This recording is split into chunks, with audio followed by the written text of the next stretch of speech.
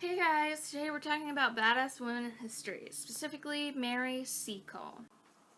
Mary Seacole was born Mary Jane Grant in Kingston, Jamaica on November 23rd, 1805 to a Scottish father and a free black Jamaican woman who was a doctoress, which is somebody who's skilled in traditional medicine and who also provided care for invalids at her boarding house. She married Edwin Horatio Seacole as she developed a sense of wanderlust. During their trips to the Bahamas, Haiti, and Cuba, she added to her knowledge of local medicines and treatment. After her husband died in 1844, during a cholera epidemic in Panama, she gained further nursing experience. She also cared for yellow fever victims after returning to Jamaica, many of whom were British soldiers. Now, at this time, Jamaica was a British territory, so it makes sense there'd be British soldiers there, but yeah.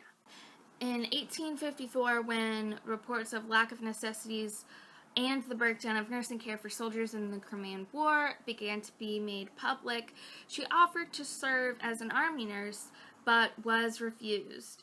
Despite her, I would say, vast experience, which she attributed to racial prejudice. With the help of a relative of her husband, she went to Crimea as a sutler. Sutlers are people who follow an army and sell provisions to the soldiers.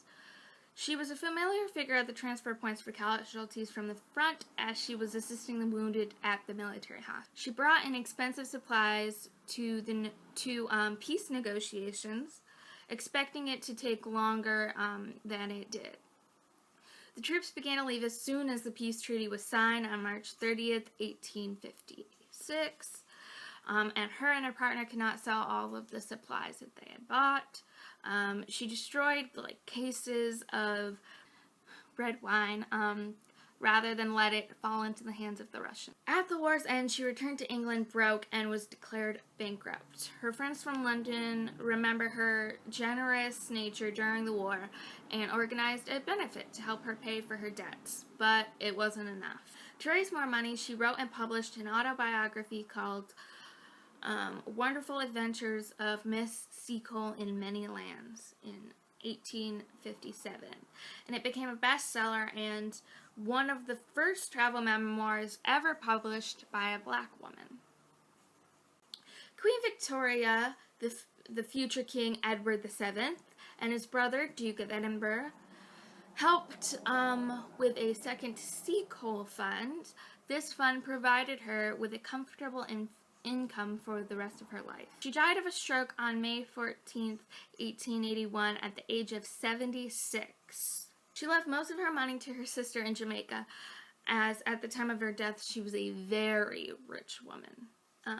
On the 100th anniversary of the Crimean War in 1954, the Jamaican General Trained Nurses Association, now it's called the Jamaican Nurses Association, named their headquarters the Mary Seacole House. There's also a Mary Seacole Award at Kingston General Hospital. Jamaica awarded her the Order of Merit, the country's third highest honor, in 1999. And commemorative stamps have been issued in her honor both by Jamaica and by the UK Royal Mail. And in 2004, more than 10,000 people voted Mary Seacole the greatest black Briton. Please comment, subscribe, and let me know what badass woman in history you want me to talk about next. And happy Black History Month, guys.